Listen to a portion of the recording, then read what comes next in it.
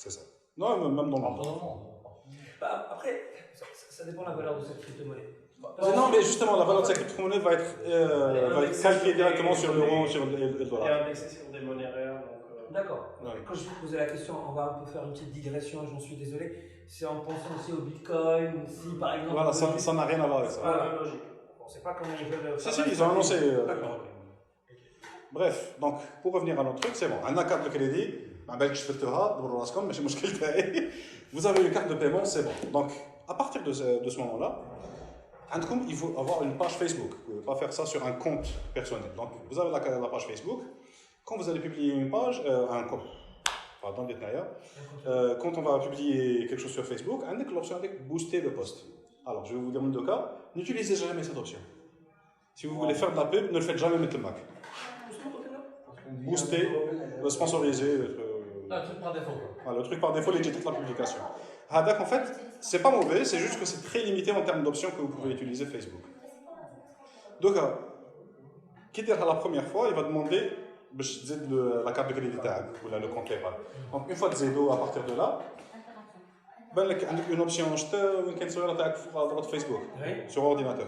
Donc, il y a la petite flèche, qui clique avec la petite flèche, en anglais c'est Ads Manager, en anglais c'est gestionnaire de publicité, en français c'est gestionnaire de publicité. Donc, vous allez sur le gestionnaire de publicité et là, il y a les options gaétiques. Donc, là, gestionnaire de publicité, qui est la première fois, qui est l'application d'ailleurs, tu as Facebook gestionnaire de publicité, vous pouvez la télécharger. Donc, pardon? Elle manque de trucs. Très limité. Non, elle est beaucoup. Pour lancer une campagne, elle est très limitée. Non, pas vraiment. Il n'y a pas les mêmes options. Alors, booster le bouton Hadak ou Tahta Gaïtek, gestion de publicité, il est là, et le vrai gestion de publicité web, il est là. Ouais, c'est ça. Voilà. Exactement. Mais on n'a pas les mêmes options, c'est-à-dire entre l'application, par exemple pour les gènes. Tu peux pas. Déjà, tu peux même pas faire l'application. À partir du PC, si, à partir de l'application, si. Avoir des likes? Ah bon? Ouais. Tellement je le fais jamais, mais je stage. هذاك الشيء بازيك على فيسبوك لازم يديرها لك. Comment toutes les plateformes. Comment t'as dit ça? Gestionnaire de publicité. Sur iOS, ça s'appelle La publicité. Ouais, je l'ai en anglais, moi c'est Facebook Ads toujours. Ouais. En tout cas, elle n'est pas faite pour que voilà, tu. Ouais, très souvent je lance un truc. Allez, bref. Donc, C'est ça? Yep. Donc, gestionnaire de publicité, c'est. Donc, le mec qui va gérer les collèges. Qui entre l'ordinateur la première fois, ce que tu as dans la page, c'est un tableau de bord. Les faits, normalement, si vous avez déjà lancé des pubs, tout l'historique des pubs tag, je trouve les détails, les statistiques, etc. Ensuite, un bouton. Oui. Bien sûr. Les stats qui sont complètement faux. Parce que des fois, il y a des pages où des clients n'ont pas publié depuis des mois et on me dit, ouais, c'est en augmentation de je sais pas combien de pourcents. Quand tu rentres dans le business manager. Non, je ne parle pas du business, manager, je te parle du ads manager. Ah, mais c'est pas le Business manager, c'est c'est pas tout le monde qui a besoin d'un business manager. Toi et moi, on en a besoin parce qu'on gère beaucoup de trucs. Ouais. Mais pour quelqu'un qui a une page et un compte publicitaire, on gère des paix. C'est ça. Donc, le gestion de publicité, quand on rentre, on a un tableau de bord.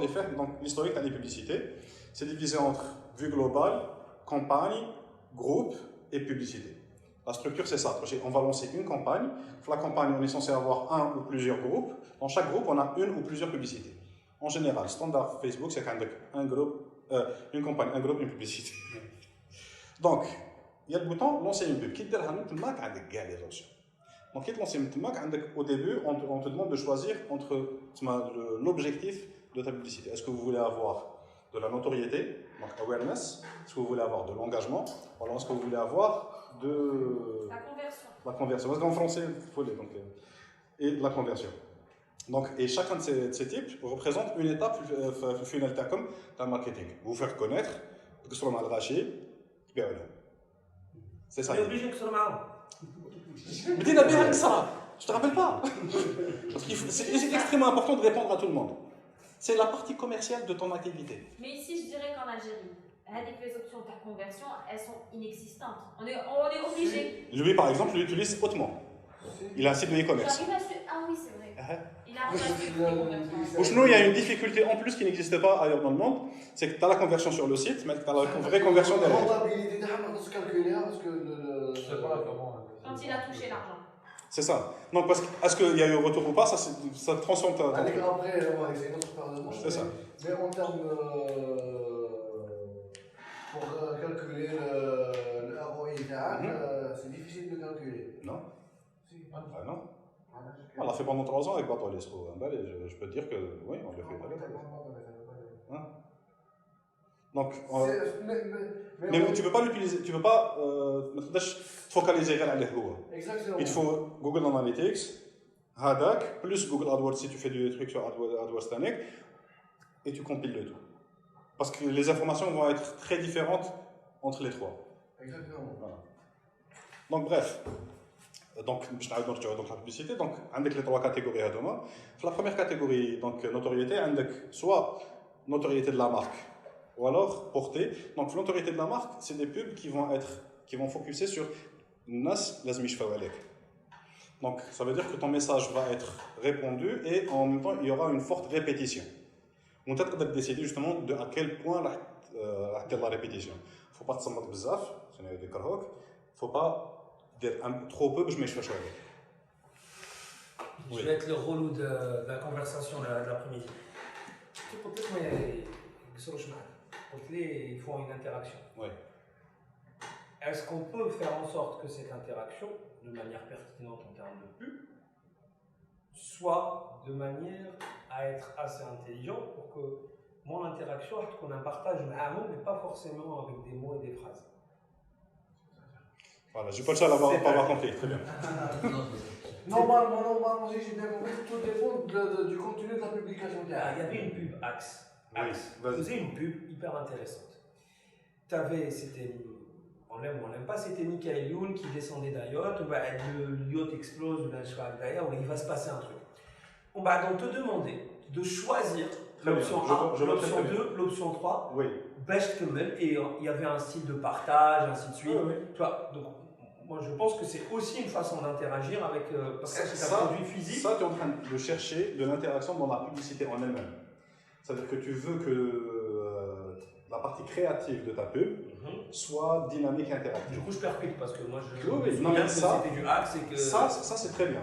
Sauf que ça demande une plateforme qui peut gérer ce genre de choses. C'est-à-dire que là, tu dois sortir de Facebook. Facebook ne propose pas ça.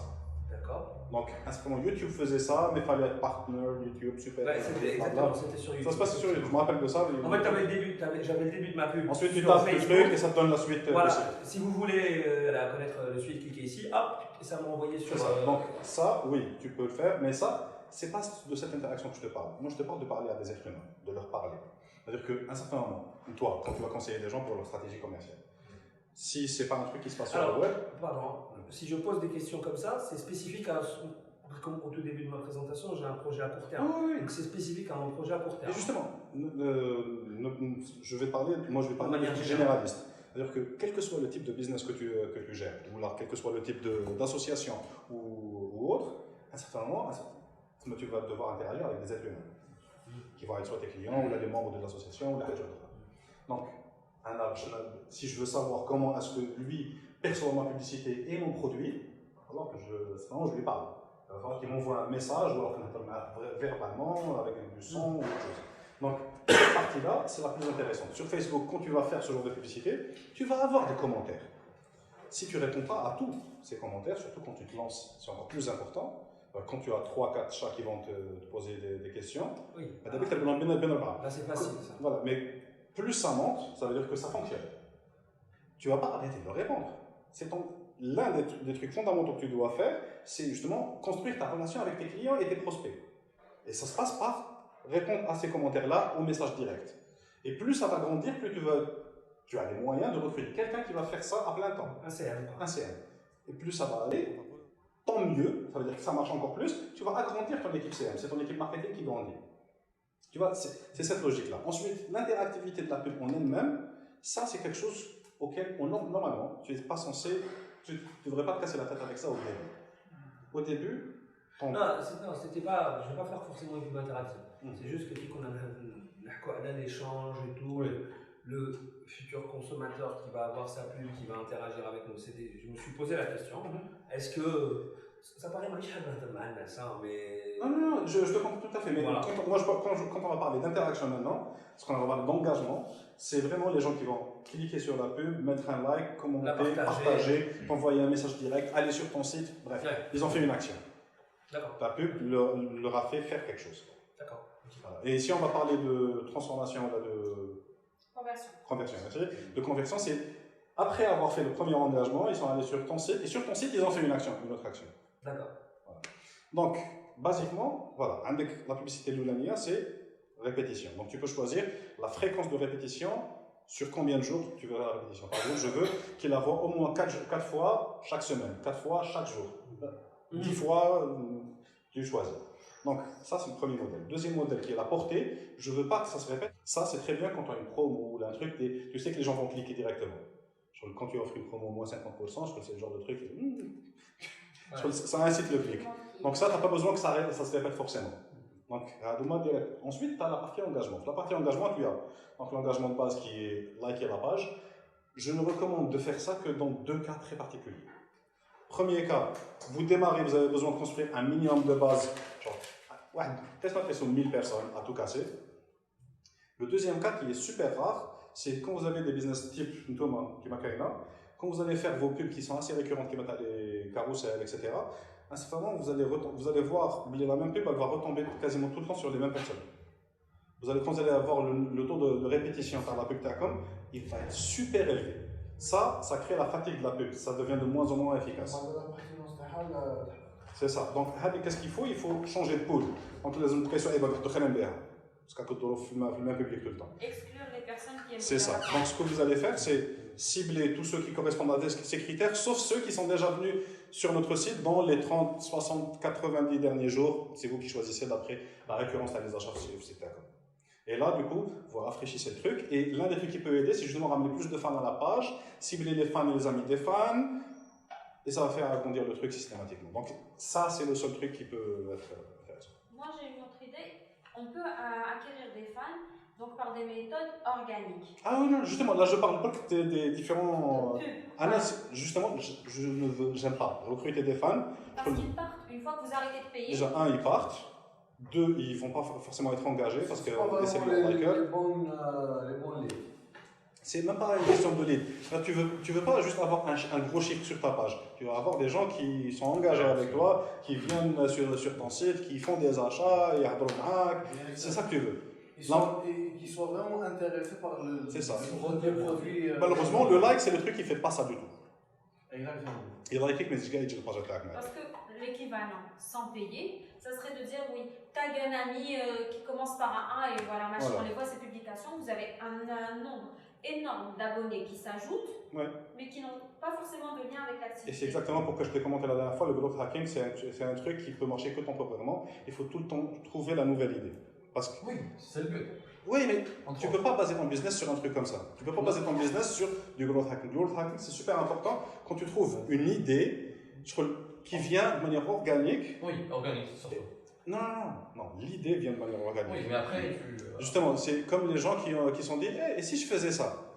Et ça a donné un truc de malade mental. Ça, c'est super bon. Mais focuser que sur ce type de technique pour faire. Non, pas focuser que sur ça. C'est le seul. Non, la majorité des business aujourd'hui sont en train d'aller vers ça. C'est le côté très péjoratif du growth hacking. Je peux niquer ça. Très peu de personnes qui comprennent ce que ça veut dire. Ah non, je te parle pas d'ici. Et même ailleurs, ça devient. Enfin, ça commence il y a moins de 10 ans. C'est un truc. Oui. Bref, en termes digital, disons.